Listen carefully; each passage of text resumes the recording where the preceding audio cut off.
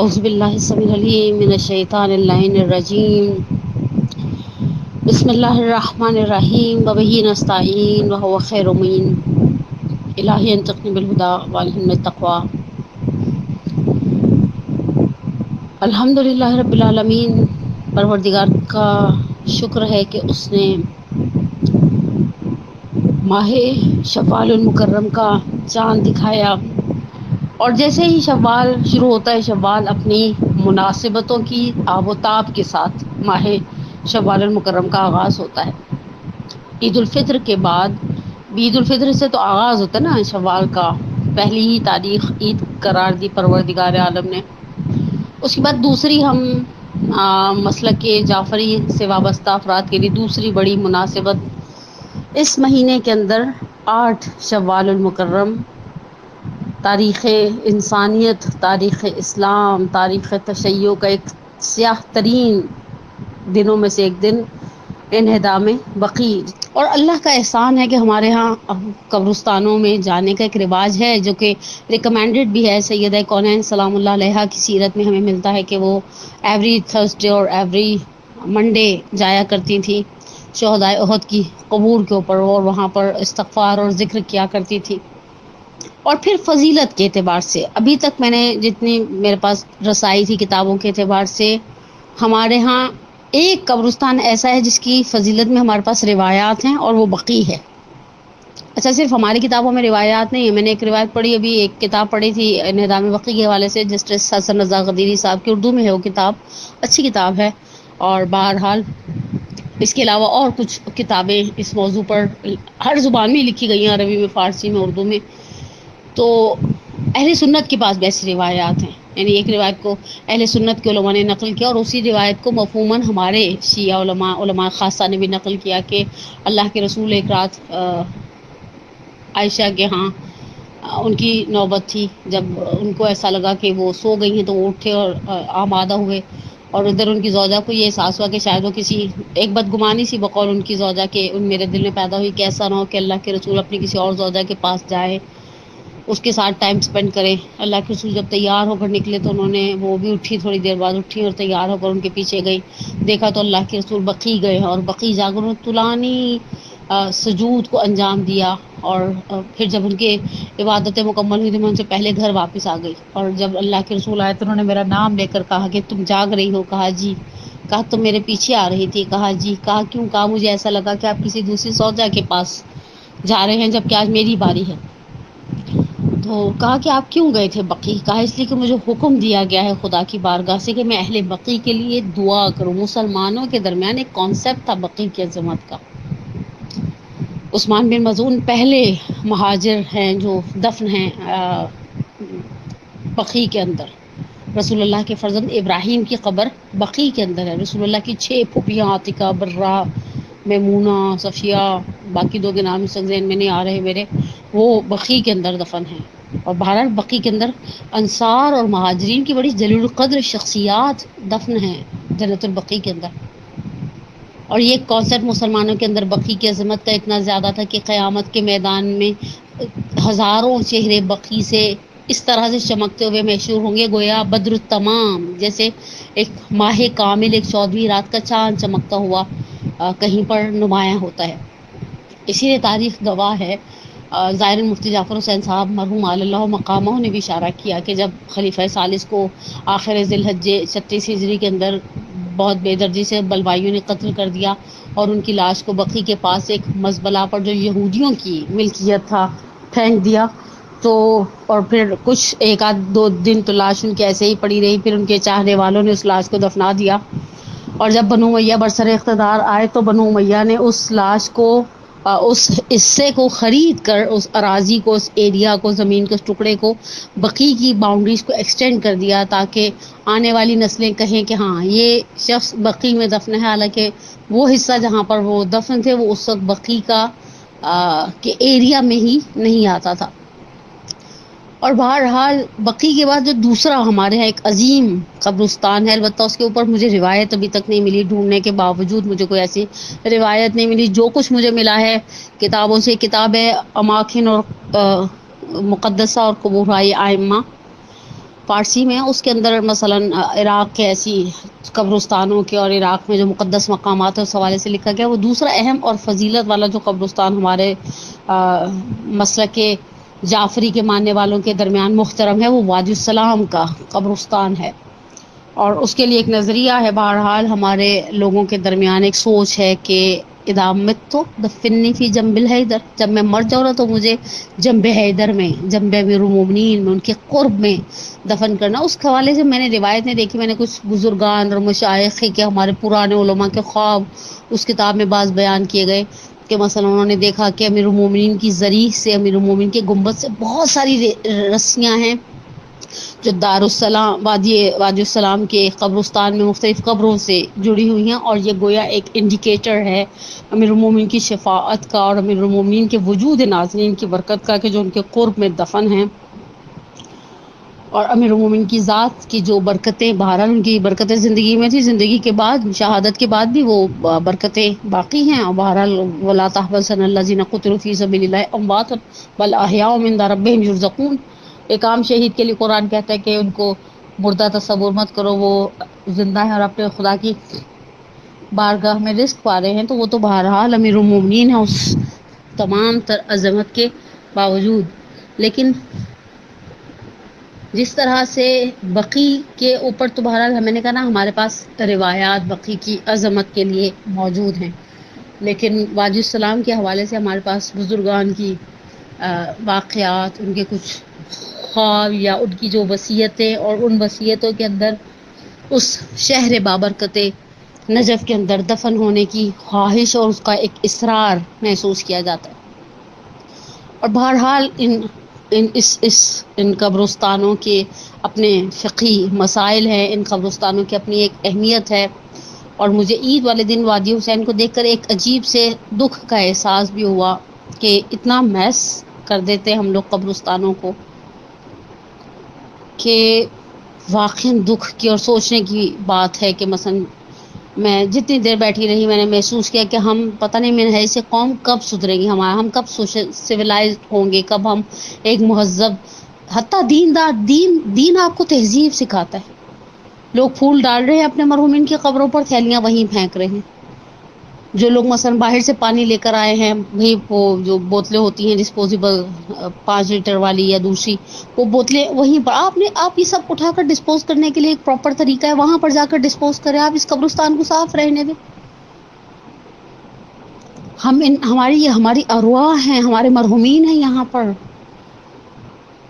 اچھے قبرستان کی فضیلت کا اندازہ آپ یہی سے لگا لیں کہ رسول اللہ صلی اللہ علیہ وآلہ وسلم کی ایک معروف روایت ہے جسے ہمارے بزرگان نے نقل کیا کہ اپنے مردوں کو اچھا پڑوسی دو. اللہ کے رسول سے سوال کیا گیا، یا رسول اللہ اچھے پڑوسی سے کیا مراد ہے؟ آپ اپنے مردوں کو کہاں سے اچھا پڑوسی دیں؟ زندگی میں تو انسان اچھے پڑوسی چاہتا ہے نا. کہ انہیں ایسے قبرستان میں دفن کرو جہاں علماء، صلحاء، بزرگان، سعداء، نیک لوگ دفن کیے جاتے. اور پھر بہرحال وہ اشرف حداد کی زوجہ کے واقعے کے بعد ہمیں خود اس بات کا بڑی شدت سے احساس ہو جانا چاہیے کہ اگر ایک شخص ایسی جگہ پر دفن ہوتا ہے جہاں خدا کے نیک اور صالح افراد دفن ہیں، تو جس طرح ایک شخص اچھا پڑوسی زندگی میں آپ کے لیے بلیسنگ ہے، اوبیسلی مرنے کے بعد بھی ایک اچھا پڑوسی انسان کے لیے بلیسنگ ہے. اور ان قبرستانوں پر سے نہ گزرے انسان مگر یہ کہ ان اہل قبور کے لیے ہدیہ الحمد کی صورت میں، سورہ اخلاص کی صورت میں، سورہ انا انزلنا کی صورت میں، صدقے اور دعائے مغفرت کی صورت میں. حتیٰ میں نے پچھلے دنوں ایک فقہی مسئلہ میرے ذہن میں بہت کلبلا رہا تھا. ایک اچھا پہلو یہ تھا کہ ایک سوچ تھی والدین کی طرف سے، خصوص ہماری والدہ مرحومہ ہمیشہ کہا کرتی تھی قبرستان کے بعد سے گزرو چلو بھائی سورہ فاتحہ پڑھو. وہی چیز عادت تھی پکی ہو گئی کہ بعض اوقات وہ آپ ڈیفینس جاتے ہوئے گورا قبرستان کی طرف سے گزرتے ہیں، وہاں پہ بھی انسان گاڑی میں احساس ہوتا ہے قبرستان ہے، چلو ایک سورہ فاتحہ پڑھ دیں. میں نے فقہی اعتبار سے میرے ذہن میں کھلبلاہٹ تھی کہ کیا ہمیں ایسے کسی دوسرے مثلا غیر شیعہ کے لیے یا کسی غیر مسلمان کے لیے اگر ہم دعائیں مغفرت کرتے ہیں تو اس کا اثر ہے یا نہیں ہے. تو مجھے جب جواب ملا بزرگان علماء کی طرف سے تو مجھے جواب سن کے خوشی ہوئی کہ ہماری دعائیں خیر، ہمارا عمل خیر ان کے عذاب میں کمی کا سبب بنتا ہے. لیکن ہم نے قبرستانوں کو ویران کر دیا. بہت دکھ کی بات ہے، ہم نے قبرستانوں کو میس اپ کر دیا، بہت افسوس کی بات ہے۔ بہرحال میرے مخاطبین سارے ایسے نہیں ہیں، بعض کمیونٹی قبرستان بہت مینٹین اور بہت صاف ستھرے اور بہت دیکھتے ہی بندے کا دل چاہتا ہے کہ ہاں بالآخر اس نے یہیں پر آ کر سونا ہے۔ دین نے ان قبرستانوں کی ایک اہمیت رکھی تھی، ایک احترام رکھا تھا۔ سوال یہ نشان یہ ہے کہ ہم نے اس احترام کو کہاں تک باقی رکھا۔ تین کی عدد پر ہم مومنین ذرا حساس ہو جاتے ہیں۔ 5 مینرز قبرستان جانے کے۔ میں اپنے نجفی کے منڈے کلاس کے ممبرز کے لیے ایک چھوٹا سا ٹاسک رکھا ہے۔ واٹس ایپ گروپ ہے، ورنہ اس گروپ کو جو چلا رہی ہیں ایڈمنز، آپ ان کو پرسنل پر بھی رپلائی کر سکتے ہیں۔ 5 مینرز، اچھا یہ وہ مینرز نہیں ہوں گے جو میں نے بھی بتا دیے، 3-4 مینرز تو میں نے بھی باتوں باتوں کے درمیان بیان کر دیے نا۔ مثلا قبروں پر پانی ڈالنا چھٹے امام کی روایت کے ساتھ بیان کر دیا۔ قبر پر ہاتھ رکھ کر سورہ انا انزلنا کی تلاوت کرنا، یہ بھی میں نے گفتگو کے دوران بیان کر دیا۔ قبرستان میں داخل ہو کر ان پیٹنٹ جملوں کے ساتھ سلام عرض کرنا، یہ بھی میں نے بیان کر دیا۔ رات میں قبرستان نہ جانا، یہ بھی میں نے بیان کر دیا۔ اس کے علاوہ یہ آپ وہ کام نہ کریں، میری 4 چیزیں تو میں نے بیان کر دی، بعید نے میں نے 5 ہی بیان کر دی ہوں گفتگو کے دوران، تاکہ ہمیں احساس ہو کہ ہماری ان جگہوں سے، ہماری ابدی آرام گاہوں سے ہماری وابستگی کیا ہے۔ اور بہرحال حسن ختام گفتگو کا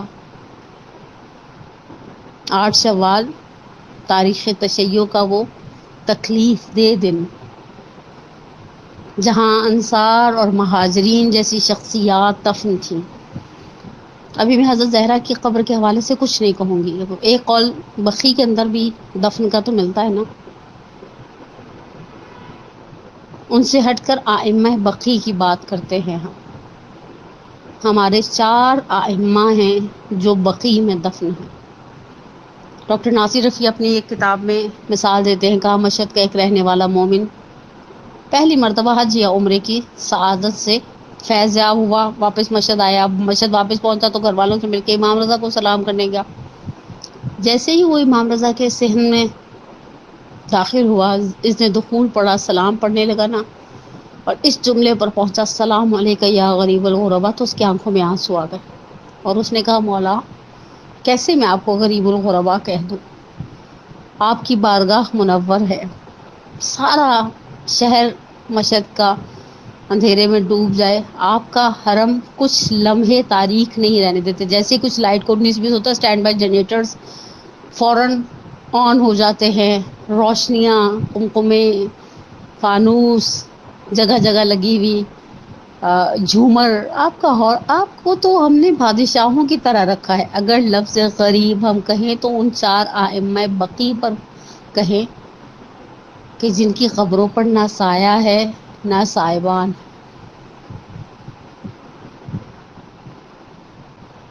جن کی قبروں پر نہ دربان کھڑے کیے گئے ہیں نہ ذریحہ مطہر ہے۔ میں صرف ایک جملہ، میں 4 ائمہ بقی کی بات نہیں کروں گی، میں صرف ایک جملہ امام حسن کے لیے کہوں، ایک جملہ مرحوم اظہر حسن زیدی کا، اور ایک جملہ کسی اور باب ممبر میں سے کسی اور کا۔ میرا سلام ہو پہلے امام بقی پر، امام حسن مجتبیٰ پر، اس تنہا ترین سردار پر۔ مولا زندگی میں بھی آپ کو آپ کے چاہنے والوں نے اکیلا چھوڑ دیا، امت نے اتنے ستم ڈھائے، وہ زہر دیا کہ جب تشت یا لگن کو طلب کیا تو امام کے جگر کے ٹکڑے کٹ کٹ کے تشت میں گرے ہیں۔ زینب کربلا کے لیے تیار کی جا رہی ہیں، شہزادی آپ تشت میں جب گرتے ہوئے ٹکڑے دیکھیں گی نا تو یقینی سی بات ہے سراسیمہ ہو جائیں گی، بہن ہے جناب زینب کبریٰ۔ اور جیسے ہی آپ کی آنکھوں میں آنسو آئیں گے، میرا دل گواہی دیتا ہے امام حسین نے آگے بڑھ کر آپ کو یقیناً سینے سے لگایا ہوگا اور دلاسا دیا ہوگا، تسلی دی ہوگی، اور آپ جب اس دکھ سے بے قرار ہوئی ہوں گی کہ بھیا حسن کے جگر کے ٹکڑے اس طرح سے کٹ کٹ کے تشت میں گر رہے ہیں، تو یقینی سی بات ہے امام حسین نے کوئی ایسے دلاسے والے جملے دیے ہوں گے کہ حوصلہ کرو، صبر کرو، شہزادی آج آپ بھائی کے جگر کے ٹکڑے تشت میں دیکھ رہی ہیں تو چاروں طرف بہن اور بھائی ہیں. حسین جیسا حامی مددگار بھائی موجود ہے جو سر پر دست شفقت رکھے، جو سینے سے لگا. لیکن جب کل حسین کی لاش کے ٹکڑے دیکھیں گی تو یہی آپ ہوں گی اور آپ کا رخ کربلا کی جانب ہوگا، مدینے کی جانب ہوگا. اور مقاتل نے ایک جملہ نقل کیا، جناب زینب کبریٰ نے نہ بابا کو آواز دی نہ ماں کو آواز دی، صرف ایک آواز دی، یا رسول اللہ یا محمد ھذا حسین مرملا بالدماء مقطع الاعضاء مصلوب بالامامۃ والرداء. یا رسول اللہ یہ آپ کا حسین ہے جس کی لاش ٹکڑوں میں بدل گئی ہے، جس پر خون اور خاک جم گیا ہے. مصلوب بالامامۃ والرداء، میرے بھائی کے جسم پر امامہ اور ردا نہیں رہا. اور اظہر حسن زیدی صاحب کا جملہ، زینب تمہارے بھائیوں کے جنازوں میں ذرا سا تو فرق تھا، ایک بھائی کے جنازے پر تیر تھے، دوسرے بھائی کا جنازہ تیروں پر تھا. وَسَيَعْلَمُ الَّذِينَ ظَلَمُوا أَيَّ مُنقَلِبٍ يَنقَلِبُونَ. نسألك الله هناء باسمك العظيم الأعظم والعزيز الجليل الأكرم. اللهم إني أسألك بحق فاطمة وأبيها وبعلها وبنيها وسر المستودع فيها أن تصلي على محمد وآل محمد. پروردگارہ ہماری سب سے بڑی حاجت، سب سے بڑی عیدی تیری بارگاہ میں طلب کرتے ہیں، ہمارے امام کے ظہور میں تعجیل فرما، ہمارے ولی ہماری حجت کے ظہور کو سہل و یسیر قرار دے. پروردگارہ یہ وبا جس سے ہم کب سے پناہ طلب کر رہے ہیں، خدایا تجھے واسطہ منتقم آل محمد کا، پروردگارہ انسانیت کو، اسلام کو، اہل تشیع کو اس مصیبت سے، اس وبا سے، اس وائرس سے، اس بیماری سے نجات عطا فرما. پروردگارہ تجھے واسطہ محمد و آل محمد کا، ہمارے مرحومین کے الخصوص میں اپنے مرحوم والدین کے لیے دعا گو. پروردگارہ ان کی قبروں پر اپنی رحمت، اپنے نور، اپنی مغفرت کی بارش نازل فرما. پروردگارہ تجھے واسطہ ان جلیل القدر شخصیات کا، ان چار ائمہ بقی کا، ان چار ائمہ بقی کے ساتھ اس روایت کی روح سے جن روایات میں جناب سیدہ کی قبر مطہر کی طرف اشارہ ہوتا ہے، وجود ناظرین سیدہ کونین کے صدقے میں، اور ان 5 عظیم شخصیات کے بعد ان بزرگان کے صدقے میں جو محترم دفن ہیں جنت البقیع میں، ان کے صدقے میں پروردگارہ ہمیں اس پروردگارہ ہم ان بزرگان کے صدقے میں ہمیں ان بزرگان کی شفاعت سے بہرہ مند فرما. ہمارے بیماروں کو شفا عاجلہ و کاملہ عطا فرما، ہمارے پریشان حالوں کی پریشانی کو دور فرما، ہمارے مقروضوں کے قرض کو غیب سے ادا کر دے، ہمیں ہمارے والدین کے لیے، ہماری اولاد کو ہمارے لیے باقیات الصالحات میں سے قرار دے. پروردگارہ تو نے دنیا میں اچھے بہترین روشن ہوادار وسیع گھر دیے، ہماری قبروں کو کوئی بہترین جنت کے باغوں میں سے بہترین باغ قرار دینا. ربنا تقبل منا انک انت السمیع العلیم برحمتک یا ارحم الراحمین.